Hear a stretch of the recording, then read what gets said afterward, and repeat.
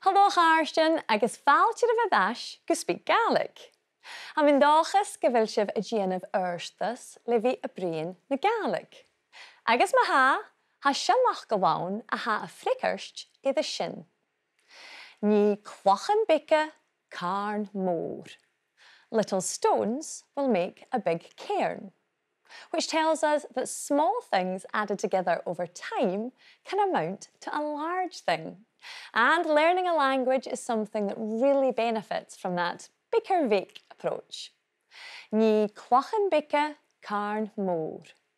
There's also a very similar Scots saying, which you may be familiar with. Mony a mickle max a muckle. And that takes me to the very place where you'll hear Scots spoken, and to the theme of this episode. Iongantach, the lowlands. Iongantach. Agus Sean a vis id father on san year a ha roin. We'll look at what defines the lowlands. As a graag on a Gael, the year with a tàrean Ìsle na Gaeltach. Glasgow agus the Tìrean Ìsle. Calum Maclean lends a hand and is made to feel very welcome. And we'll hear how Gaels migrated to many areas, including the lowlands. Fi gaat hier een voertuig van een kluchtje, dus van jaren, roen moor en gaal. Nes han taw mawn cynnychig di neachún sy hi Gàidhlig Ìsle. Agus ha me chotolichte fáilte a chur Melvin Oosterhuis. A ha fi chocód tína chéliorm sa stiùidio. Agus Melvin mis táisi sin a bríon go ceirs ha bicin fístachi acum in seo with the gains. Saun as an álvan jahau a chawr fi a fyrach an donation vat ceir bliana. Ha sin ceirs. Agus vic tú a dul a dhiiclis na manach lia san Gaelic a chlín sin. Bí, yeah. Ma geríideh, agus éisio lís gyrrawn as an álvan jahau. Cymrach ar a eòlas i Gaelic an dóiseach? Chétar is a chuile mí na Gaelic, sanas an arscoil a bheitsin, actually, or bheit carraiteach a gcionsaigh na Gaelic, or bheit uifor eiche an alpa san arsaíoch. Ach, econám sin bheit mis féiche go maanneonach go rá cid cinnach éirí ceann chobec gcionsaigh. Ach, nuair a hanig mé ag alpa, bheit me géirí barach gcionsaigh me dhé an alpa, agus nuair a bheit mé an san darna bliana ag an óid chur mé ram Gaelic hain gcionsaigh cúteach. Siad uafas a hínsneach, agus ha isca bhfuil dúitsis agus beorla acid, an rá na scilin cánin sin an cúteach gur sanna bhí gúnsaigh na Gaelic. Ha gan tecu ha mis méiche go bhile na chuteach mór ma ha canan an eile acid. Or just dúrach skill ha na bhí gcionsaigh canan sombí agus nuair a bhís canan an eile acid ha fis acid go bhfuil difran ann etar canan agus nachheall a thuúlaigh dúrach coionan ach an fachcail an eile go bhfuil ritain etarheolaíte ann. An canig tú go bhfuilú an leip cóirsneach Gaelic an donation?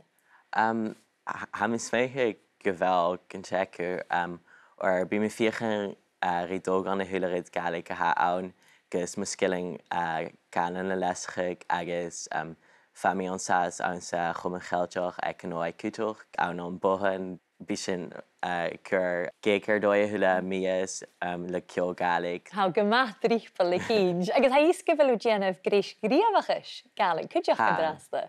Ha mi déanú grís gríomhachas ans na méanaan, so ha mi an dóchas gimbí mo chud Gaelic na searnar a bhís mi deisiol lei sin agus ha ddíoch chuma a bhí gopur an áite farbhil Gaelic ag go thula daoine agus bhí a cloching na Gaelic ag an ópairt. Agus a bhfuil an dáchas do chuid Gaelic a chleachcaigh san amrí teach? Ha mi a géirí ópar Gaelic aon as teach céimnachaig. Ha mi an dóchas gimbí mi féalanta an becin bhlianachan agus ma fis clánachim ha mi géirí gimbí Gaelic ach go cúteach. Agus seo céist a bhís mé cúd iad a thula duine a bhís a tuilleadh ar SpeakGaelic, a bhfuil fachcail nó apairt an Gaelic a searlaith agus cúrson. Ha is stressa tú an na tíorna an apairt sa searlam, or sé ddíoch deis muoine ha gus cumá na aon sin go bhfuil cúteach gur an na cearsas agus go bhfuil bach a na ha awn de gaine a ha a djinna rit an cear, ha bailach gaine awn les a bheoch cearst. Go deireadh apar joviach go sin. Agus cloiní sin barach fa Melvin na àite-adhraidh sa program na a bhise a bheis cádarúm. Achan isise a bhfuil sibh san tuilleadh Gaelic a bhruidhinn, ma ha nach tá sí sin.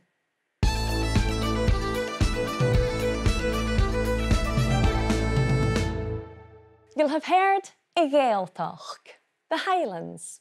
Iongantach, mentioned in our programmes on a number of occasions now. But what defines it? Well, iongantach brings together at least two elements. It's where Gaelic is spoken, including all of the Hebrides.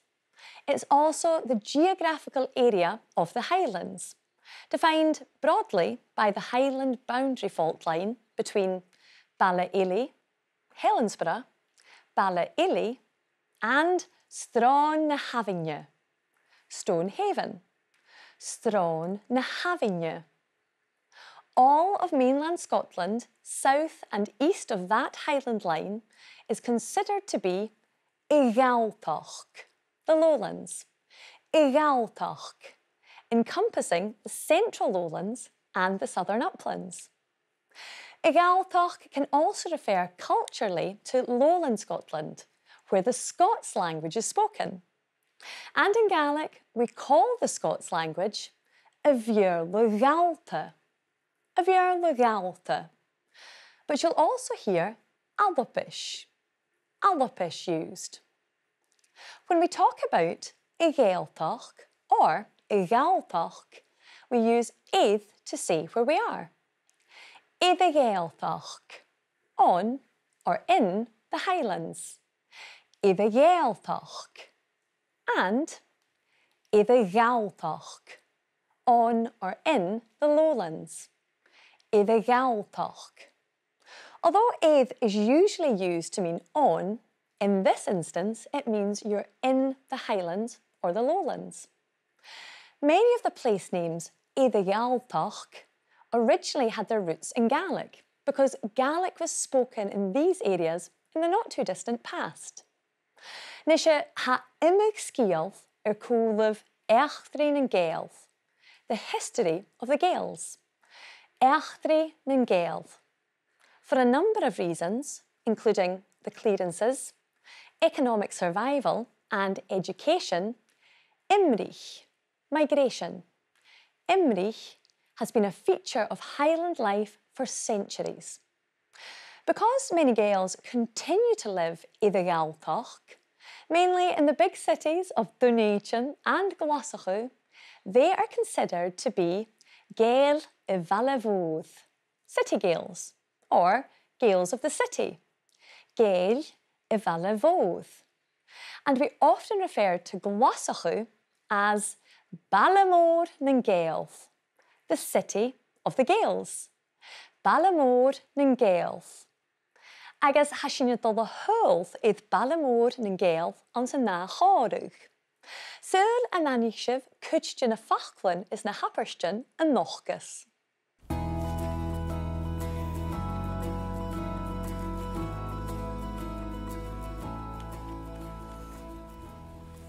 Bhíonn daspa na gúr má Gael-i-bhallavodd ómhasach má. Ha mi na jawban a hug ach atá róprach dhéanú háast. Se dá bhethe bheits ann ionsach me éachtar na Gael. Nach makke wil ik wel aan zijn skultje Gaelic a Gael paarstaan. Ha echt in een Gael a Gaeltach go cútramach. Gaat de hok al aan een Glasgow look. Ach nou na se wale het de farnten. Genaun, sauna siadach fersta ha mahir, agus sauna édin a hamu waar. Ha se graag Gaelic geleor na siadach fersta gunam. Zo, geprias aan henjam een Gaelic in een baltje nachke. Op het jelly, agus ballig lochri. Lois kutschen a kaartje akkamse as na herre go ceann ranjach. Gus anna glóis at sin? Ga je te gopa de roidach gan móre, dan gípadan, dan gemadan agus dan gachkadan. Gaak tjobach mahir sa siadach ferst, hanniket go Ballamór na Gael. Ha se kraker an a Gael die vid a dharin do veltje na Gaeltach. Glaschu agus de nétjon gahari. Curson? Het al raas en een echtri vigat hier een voertuig van een kruchtje dus van Tìrean Mírún mór na gáil. Cha cút mór na batúir fáha. Ha sin fír. Na cha leart an bheach gur sinna gaag sí sin an bhícheal an nalap an nóil. Ach cheumannan imrich a hánig a stiùidio sin. Cosán a hachada? Tá cosnach dí aine a gáilteach, agus bhar a géirí behan a bear. Bhar a géirí fóam cúteach cum i créitin. Dhéimeige tín chun na gáilteach gur san sin. Se sinna thu gar am hín sin gan bhile bhór. Agus mas canú cáil cha bán na gam na fuataich in na hánig. Bhí go Gaelic go múchuch an am sin. Tá Gaelic leor an na Glasgow na a hánig muise gan bhile. Agus bhí mit cunneach an náteach an sóirte. Stráidin enneamal agus talach an dása. Nachil sin féad chun an láin dú. Chugróna mis go céala an na dé séinte. Den muise an éclis Gaelic. Chunne tú séin bhí a sin cúteach. Chásta sin na méta.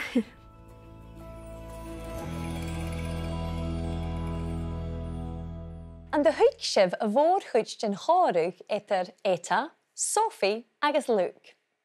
Luke's forthcoming project is taking shape, featuring Gael I Bhaile Bhód, the City Gaels. Gael I Bhaile Bhód. And Sophie thought it was a good way to learn about àite-adhraidh Gaels, the history of the Gaels. Àite-adhraidh Gaels. We heard about the movement of people using the question form a noun a. Is it from? A noun a. When Éta asked Luke if his parents were from Glasgow, she used a form of this. A noun a sa bhaile. Is it from the city? A noun a sa bhaile. And the corresponding answer was used by Luke to explain that his father was from Perthshire. Saun a Shirach Fiarsht. Saun a Shirach Fiarsht a ha mahith. Éta then remarked on the beautiful names of the towns in Shirach Fiarsht.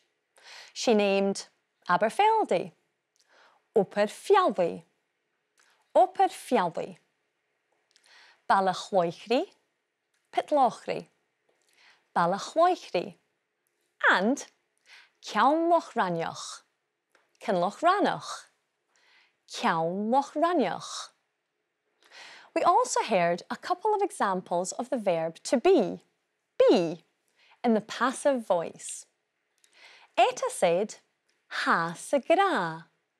It said, ha sa gra. And later on, she also used na tìrean Ìsle. Isn't it believed? Na tìrean Ìsle. Although it's important to note that you'll also hear some speakers say hahar and eòlas, rather than has and eòlas. And we'll return to this later in the programme. Va toirt agus iongantach an sa chárug, nach sin a dhíist rí bicinné. Bin das ben goed, maar jij de Bhaile Bhód, onbesach ma. Ha mi na jabban a hug ach atá róprach dhéanú háast. Se dói wache we saun eonsach me echt in een Gael. Nach makke wil nog lang aan zijn skultjen Gaelic a Gael paarstam. Ha echt in een gael a gaaltach có cútramach. Gaat de hok al aan een Glasgow look. Ach nou na sa bhaile het de farnten. Gnaun, sauna siadach fersta ha mahir, agus sauna éidir na hamu bhar. Ha sa grá Gaelic go leor na siadach fersta gúnam. Agus inisio han tawmawn ffainio machas yn studio sy'n grisach, agus a golf an yn cwdioch Calum MacIlleathain. Agus gyda ha Calum i'r galtoch, gyhanasach chamawn y mwy i'r dwy gyhau yn tyrisio. Hai y gianaf i'r Bhaile Bhód, Bhaile Mór na'n Gaelf, fan y fyle chodgi chylach sa fai ddiaf. Sial sio, àite-adhraidh an yn ceann i'r Bhaile Mór Glaschu i'r galtoch. Ha snock, ach chachövlo me. I don't love the West End of Glasgow. Bial om vi mwy skultjoch arsing rúchel. In a broad rural expanse, skultjoch arsing rúchel. Ska sio, doch hutch, ha mi Neonach. Odd. Neonach. Rutile. Elisa could get gaul hanamse. I'm a lowlander. She gaul hanamse. I'm a galta. I'm a lowlander or foreign even. Galta. But only from a Highland perspective. Sheikh, Misha, Calum MacIlleathain. Kerson? Or Gabaun Gaeltoch rukig me ach toiille in tuilleadh. Aye, do chuid ha mi galta. A chanile go difar gása. Sin scíre seo, ha mise in toirt looking for, in toirt creidhfich a hánig a gallapa sna Tìrean Ìsle in the early 20s, sna Tìrean Ìsle gin lína chai. Aha, ha ma cheann uye fara. My destination is in sight. Ha ma cheann uye fara. Sin in Gurdwara. Aatje kutmach an an behe gach siek. Aatje van een biet a cheann agus Gàidhlig. Worshipping Gàidhlig. Togalach iongantach. Tjefa joya gra. Ní clachan beke carn mór. A sin gemaf hier in seo. Se aatje crinnechi a han sa Gurdwara, agus han tuavis a dal tuvestein an ballachan seo. Ha surgit sing chaudari a dogam horstman koerst, ach musbrian mirish ha operakam di genu. Gach las an langer, sin in kitchen agus an talla, bier a gullige gevi agus gaiche. The langer is the name for the kitchen and the hall where food is prepared and eaten. Bisikich a gober gesur hollach, work voluntarily, a gober gesur hollach in seo. Van kitchen trang, ach ha mi an in schamer ha gemach na sochgere. Het in draste in chishmian levig, reading, levig, varis fat da la. Be in scripture, guru grant saibji, a levig, hoshach gejirig, gunstat. Shin gavoor mile gele tuilleadh. That's almost 1,500 pages. Mile gele tuilleadh. Jeff me mach barach mun togalach iongantach seo inishe. Time to find out more about this amazing building. Fisker Master shit. Waheguru Ji ka Khalsa, Waheguru Ji ki Fateh. This is a Sikh salute which means the Khalsa belongs to God and victory is of the God. It's a beautiful building. When was it built? The Gurdwara was built in 2016. For the Sikh community, Gurdwara is very important. Gurdwara is open to every human, and if they follow the basic tradition, they shouldn't be carrying tobacco, alcohol, and they have to take the shoes off. Our Creator is saying. So that's why the Sikhs believe in one God, and the one God is the Creator for us all. Han Taumaun Ersen Bieg. Thank you. That shit blaste. Jich mi kus agus bevalum suye in seo ach habarach riechkin.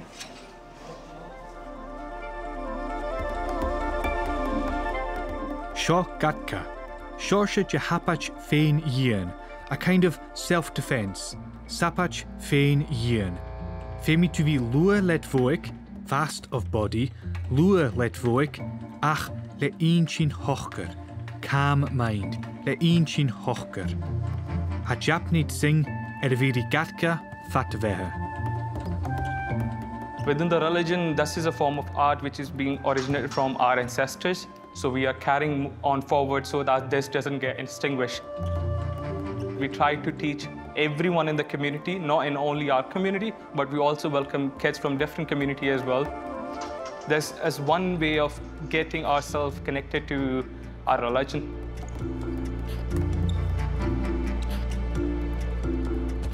What a place! Apercuro falche vla roam.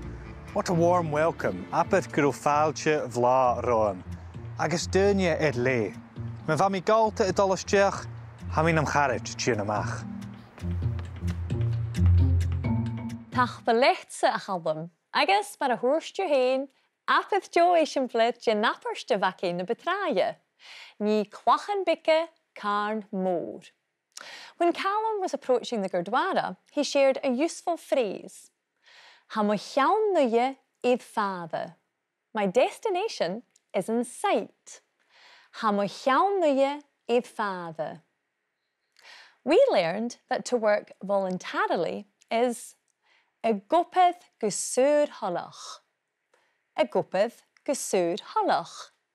And we now know that when a warm welcome awaits me, you can say gavil fáilte bhláróim. A warm welcome awaits me. Fáilte bhláróim.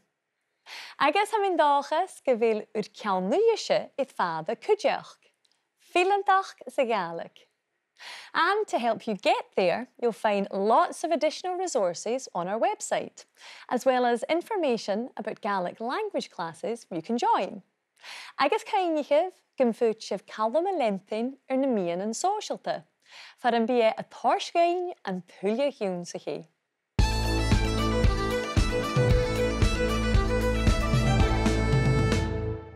Ha Melvin Oosterhuis called the roomsa in ishe. Agus Melvin chunig sin Calum in shit an Glasgow.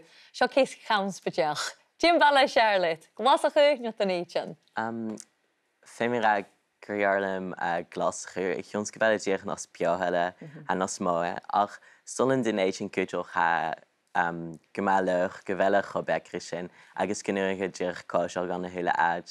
Agus in bevalet shuld fiuch na halpa. Before, yeah. I mean, yeah, a hula first, Jagalafa, Eichen. I guess, I mean, Dolaga in lesson and drive because I'm being us nervous car, ach, ha me and Dochas, Bach, Atchen, Eichen, Reicher. Sound as a knowledge house, and you should gain bicken being quasa how? So, sauna, Ballamore, anon, Tefon Nairn, Na Tìrean Ìsle, Hammy. Ja, se ball snook haun, ach chaéalacha mór agus chobeoirí Glasgus. Jin jiffer is mór haus múnich go ha itir an ólange agus alpa. Well, ha mis méiche go bhfuil barach ag daine an alpa an cultúr tradiisianta mar ceol agus dainsighin agus áiteach tradiisianta or ha cilt ag chafór thula fearr seo agus ha thula duine eòlas ar dainsighin céile. Agus ha ceol tradiisianta na forstmhóiríonn cultúr seo agus chaneall leithidrid an San Ólands, like chaneall mi sé eolach ar ceol tradiisianta as an Ólands a bhach ar ó an cloíonn ó ga. A bhfuil ferach cin go ré alpa do gachi úr inis? Ha gon tecu ha mi an dóchas a bhí a fuirichan seo ar son blian I chomóra stocha fat man fethe, so. Taflet gemód urs an tína bhrín rina seo, ha chum ma capad rút agus gur ma lecht cuideach lís an chlia iongantach jacket. Thank for. And remember, a version of today's programme with English subtitles is available on BBC Alpa's YouTube channel to support you with your learning. Nisha mis Lynchen orn lís an iongantach Jimmy ein bicint in chóirúch a bha itar Luke, Sophie agus àite-adhraidh a dhíist. Het al raas en echtri vigat hier een voertuig van een kruchtje is van Jeraan, mieroen moorn en gaal. Gij kut moorn een badje het vouwen? Has sin vier. Na ga lert een weg, ker is een gaak sies en een wiegel aan een malapanoa. Ach cheumannan imrich a hánig is steú sin. Cosánna hacha da? Dat kost nog de einde de gautach. Agus waar ik hier ik ben op haar. Waar ik hier ik veel een kutjach kan ik kritjen. Jemig het tien gonne galtach kers een jun. Ze sinne hoe kar am heen tien gan wel woor. Agus mis kan hoe kaal, ga baun na gaune voertig in de hánig. Wie ge Gaelic gamoegig ik een naamsjen. Ansa chóirúch chóilde sin överin imrich a dhéanamh chun na galtach. One of which was that people were éadam fuatach, evicted or cleared.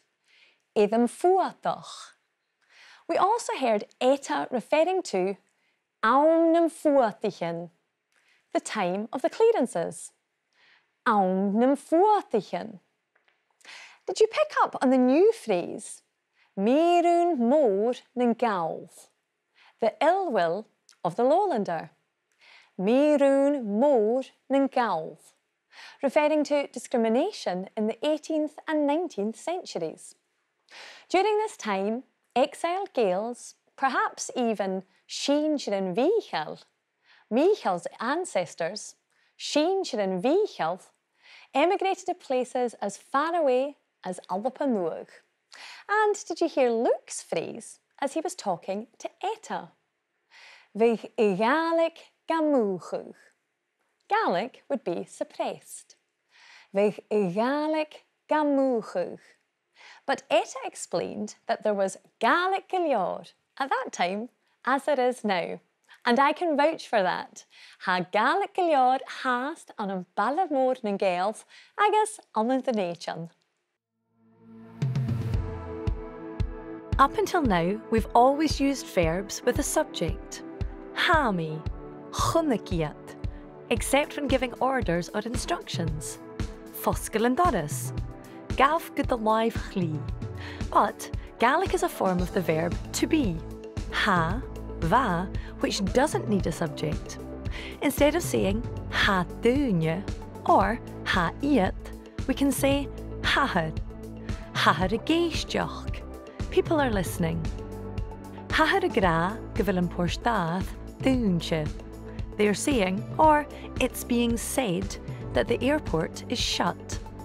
And in the past tense, vahar a gieri gannaharichuch in rialtas and loch.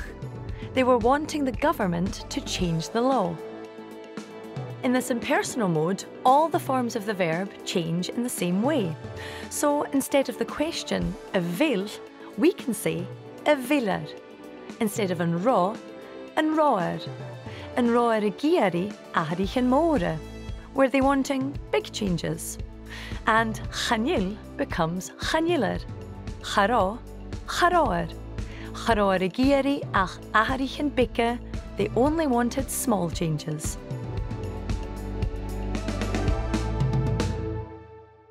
Van tuavas fistrichiaking aan sa program seo. Nach tar sin súile bheis cuid de na dúnsaigh sin. The Lowlands is iongantach. Iongantach. But to say in the Lowlands, it's iongantach. Iongantach. The Gaelic for the Scots language is ihearla Gaelta, or Allopish. Allopish. And to talk about the history of the Gaels, it's àite-adhraidh Gaelf. Àite-adhraidh Gaelf. Agus nach maach go bhfuil Gaelic go leor de clointin I the Gaeltach gan dú. Cainigh gan feisibh an palchas tuhan dúnsaigh an láirich líonacin. Agus na diachnigh gan fúirtibh na programman san tré a chaite dhíist iPlayer a BBC. Chuma ma thuris ma ha, cumar veribh a brín na Gaelic. Tìrean Ìsle.